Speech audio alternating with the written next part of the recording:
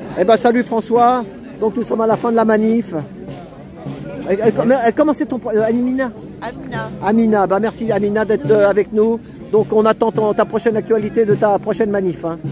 De toute façon, moi je... Ça sera en février, d'accord. Avec Alain, avec Alain, ok, bah on attend ça. De toute façon sur un réseau je le vois alors. Voilà. Il y a beaucoup de manifs. Alors François. Oui, alors aujourd'hui c'est une manif réussie.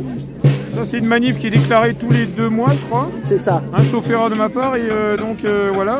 Donc du coup ils ont eu le temps de prendre des connexions, de se connecter avec du monde. Donc du coup il y a plus attends, viens, ça fait du bruit, viens là, viens.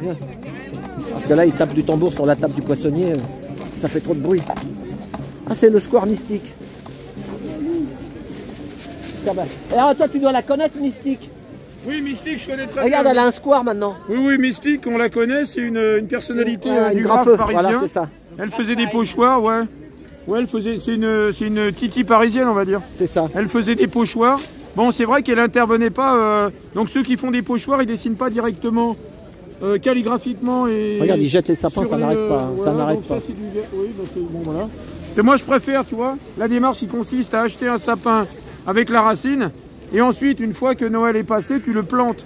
Tu le plantes quelque part où tu sais qu'il va pas être va pas être déterré. Dans une forêt, en lisière de bois, enfin tu vois. Là, c'est un acte citoyen. Tu plantes un sapin. Ouais, mais là, après, ils vont faire du terreau avec ça. Là, non, mais moi, bon, ils font ce qu'ils veulent à un moment donné. Bon, mais moi, ma démarche, c'est ça. Regardez, il est gentil, monsieur l'écologique, tu vois, il sort le sac et puis il verse par-dessus. Ah oui, non, mais... Lui, voilà. C'est interdit, mais les gens, ils mettent avec les sacs. Ouais, il a raison, regarde les sacs qui sont dedans. Ils sont pas civiques. Ils sont pas civiques.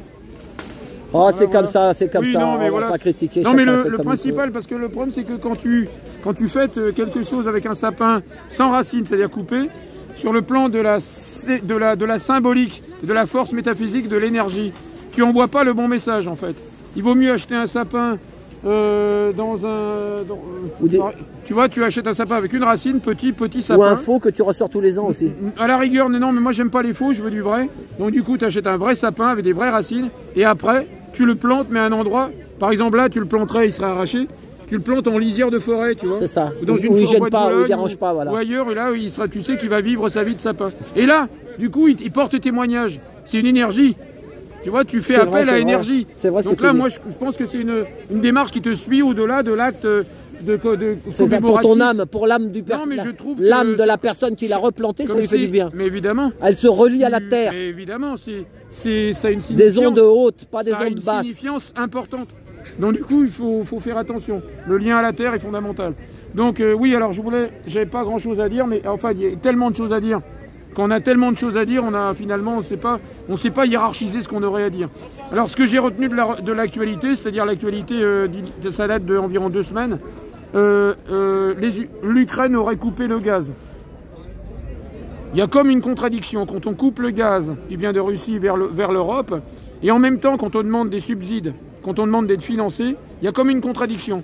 Comment peut-on être financé par des puissances pour lesquelles on a contribué à asseoir oui, parce que ça passe par là-bas. Ça passe là-bas pour passer. C'est ça le truc. Donc du coup, on peut pas demander d'être financé par des puissances pour lesquelles on a contribué à l'effondrement économique. C'est ça. C'est-à-dire demander d'être soutenu et en même temps favoriser un effondrement économique de ton allié, d'un allié entre guillemets. Donc là, il y aura comme une contradiction.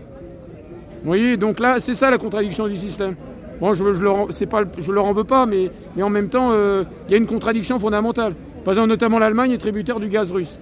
Quand on interdit à l'Allemagne d'acheter du gaz russe en sabotant les pipelines qui acheminent le gaz, bon, on contribue à son effondrement économique et du coup, on ne peut pas lui demander en même temps de financer des pays qui sont censés être des alliés. Il y a comme une antinomie, une contradiction fondamentale. Cette contradiction, personne ne la soulève. Personne ne la soulève. C'est tellement simple à soulever et personne ne le fait. Donc on nous prend pour des imbéciles quelque part. On est dans un jeu de dupes. Il faut arrêter ce jeu et c'est partout pareil, à tous les niveaux. À tous les niveaux, il y a des contradictions qui sont d'une simplicité biblique à comprendre. Et c'est ça, je pourrais en relever plein des contradictions. Plein de contradictions partout, à tous les niveaux, quelles que soient les décisions. Alors évidemment, les décisions, elles sont prises en fonction des conjectures particulières. Et j'aimerais bien avoir préparé toutes ces... La prochaine fois, éventuellement, j'essaierai de faire l'inventaire de toutes les contradictions de ce monde. Essayer de faire l'inventaire et voir comment on pourrait améliorer ça. C'est quand on est dans le jeu de la contradiction, on ne peut pas résoudre des problèmes. On ne peut pas résoudre des problèmes. Il faut être honnête. D'abord, on est malhonnête par rapport à la réalité. Et ensuite, voilà quoi, ça conduit à des situations, mais abracadabrantes. Voilà, inextricables. Et voilà où on en est là. Donc, là, c'est un succès. Pour revenir aux Gilets jaunes, là, c'est un succès. Il y a environ 100 personnes. Et là, visiblement, il faudrait que ça continue comme ça. Il y a Barbe Jaune, qui est un très bon orateur. Lui, il a tout résumé. Hein. Barbe Jaune, souvent, il résume en quelques mots, en quelques minutes, tout ce qu'il faut retenir. Et il vient de Belgique pour dire ça. C'est très bien, bravo. Aux gens qui viennent de si loin. Enfin, c'est pas aussi loin, mais c'est déjà bien, parce qu'il y a des gens qui habitent sur Paris qui ne se mobilisent plus. Alors lui, il vient de Belgique, évidemment. Donc là, bravo à lui. Mais les gens en ont marre de tout ça. Quoi. Les gens en ont marre de... Non, mais les gens, ils en ont marre parce qu'on est dans un jeu horizontal, en fait. On est dans la manifestation et ça reste horizontal. Une manifestation est toujours... elle s'inscrit toujours dans une optique ascensionnelle. On monte par palier. Là, on monte pas. Mais quoi qu'il arrive, il faut continuer. Il faut continuer. Ça. Mais en fait, c'est un processus qui reste à l'horizontale. Et ça sert simplement à dire ce que je viens de dire. Parce que j'ai eu envie de le dire, c'est tout. Pour l'instant, c'est ça. Et les gens, en tout cas, on est bien accueillis. Hein. Et les gens, ils sont tout à fait favorables au mouvement, ça c'est sûr. Il n'y a pas d'animosité, il n'y a pas de, il y a quand même une certaine réflexivité. Les gens, ils prennent les tracts, ils les déchirent pas, ils les prennent, ils essaient de comprendre pourquoi le mouvement reste à ce niveau-là d'énergie pour une minorité évidemment, mais c'est toujours valable. De toute manière, les revendications sont valables et notamment le fait que les revendications soient valables, il y a quelque chose de symptomatique. Le discours de Bayrou. Bon, Bayrou, on peut en penser ce qu'on veut. Mais il a parlé de carnet de doléances. Tu vois, le fait qu'il ait fait référence à des carnets de doléances. Il a gardé ça en mémoire, alors que lui, il avait lors des Gilets jaunes, c'est-à-dire il y a 5-6 ans, c'est-à-dire il y a 5 ans, il avait quand même tenu un autre discours sur les Gilets jaunes. Et là, on dirait qu'il y a une évolution. C'est le principe de réalité qui revient au grand galop. Les carnets de doléances, évidemment, c'est dans une optique révolutionnaire. Hein. Le référent, il est révolutionnaire quelque part. Et donc là, il a pris cette référence pour... Alors, je ne sais pas s'il va en tenir compte, mais le simple fait de parler du concept, ça me paraît intéressant.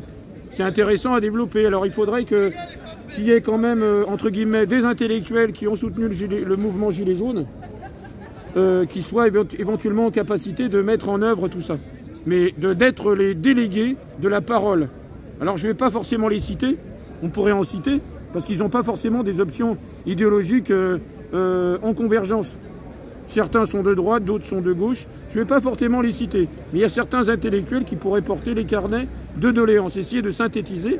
Parce que les carnets de doléances, les cahiers de doléances, il y avait pléthore de doléances. Il faudrait hiérarchiser tout ça et porter une voix de manière synthétique. Peut-être 10 doléances fondamentales. Il faudrait que, par exemple, bon, je vais citer un nom, parce qu'à un moment donné, il faut citer des noms de gens qui sont en capacité de porter les carnets de doléances et de synthétiser. Par exemple, Juan Branco. Il serait éventuellement en capacité de porter une synthèse des carnets de tout ce qui a été dit, de porter une voix. Alors après, il ne s'agit pas de politique. Il s'agit d'un porteur de voix apolitique. Alors je ne sais pas si je pense qu'il est apparemment apolitique. Apparemment apolitique, puisque il n'est pas affilié. Il y a toujours des... Bon, je ne vais pas faire... Ils ont toujours des amis quand même. Ils ont des amis. Donc moi, ce que j'ai gardé de tout ça, c'est qu'il y a des gens qui peuvent porter une voix. Il y en a d'autres, hein. Il y en a d'autres qui peuvent porter les carnets de collège, puisqu'il en a parlé, Bayrou. Alors moi, je rebondis sur ce qu'il a dit. Hein, s'il veut entendre ce qu'on a à dire sur les carnets de doléances, eh ben oui, il s'adresse à des gens qui ont porté la voix Gilets jaunes. Et à un moment donné, peut-être qu'il y aura une assemblée qui se met en synergie pour élire éventuellement ou désigner un porte-parole ou des porte-paroles. Et à un moment donné, bon, sans tomber dans le piège des partis. Il faut arrêter de tomber dans le piège de la politique politicienne. Trivialement parlant, ces carnets doivent être réactualisés, c'est vrai, je suis d'accord. Mais ensuite, est-ce de la simple démagogie? Ou autre chose? Ça, c'est autre chose. Il l'avait déjà fait avec Macron pour... Non, mais les carnets, les cahiers de doléances ont été mis de côté. Voilà, c'est ça. Ils n'ont pas été déchirés, ils ont été mis de côté, ils ont été classés. Ils ont qu'à les ressortir. Parce que l'État ne déchire rien. Ils ont qu'à les ressortir, ça gagnera du temps. Non, mais il faudrait aussi... Ça gagnera du temps. Il y avait pléthore d'informations et pléthore de doléances. Donc, en fait, il faudrait quelqu'un ou un groupe qui se réunit pour hiérarchiser les demandes. Parce que si tu es reçu, à un moment donné, il faut être clair et net et sans ambiguïté. Ça va? Salut, alors où ça en est? Bah, il va parler, attends, il va parler. Voilà. Bon, bah, eh ben, merci. Voilà, je vais interviewer donc, Alain Bozaric, il est là, je vais faire son interview. Il a travaillé aujourd'hui, il revient du boulot, il est courageux. Voilà, donc, pour sa fille, c'est demain l'anniversaire, demain qu'ils doivent libérer sa fille, mais c'est dimanche déjà, le 19. Elle aura 18 ans demain, son anniversaire. 18 ans demain, mais là on s'associe tous, nous les Gilets jaunes, moi en tant que, pas de porte-parole, mais en tant que citoyen lambda, il va falloir résoudre ce problème, notamment votre problème en particulier, parce qu'il y a énormément d'autres, il n'y a pas que vous, il y a énormément de parents qui sont dans cette situation-là. Il paraît qu'il y a 90 000, ou je sais pas veut combien. résoudre des problèmes fondamentaux. Placement abusif. Ça, c'est un problème fondamental. On ne dit pas que l'ASE doit disparaître, c'est pas le problème, ça. On sait qu'il y a des problèmes et que les enfants doivent être accueillis parce que les situations sont d'une grande complexité. Mais sur des cas particuliers, il faut que les cas particuliers soient étudiés et résolus. Sinon, ça portera l'opprobre sur l'institution. C'est l'institution qui est en jeu s'il n'arrive pas à résoudre des cas particuliers où il y a eu un dysfonctionnement. Bah lui, il a un drôle de au-delà du dysfonctionnement. Là, t'as vu, ces filles, elles ont disparu de l'organisme. T'es au courant, t'as entendu? Oui, je sais.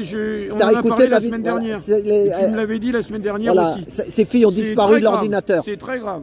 Bon, ben merci Alain. Ça doit être résolu. Merci François, excuse-moi. Très très grave. Allez François. Très très grave. Très très grave. Merci François. À tout bientôt.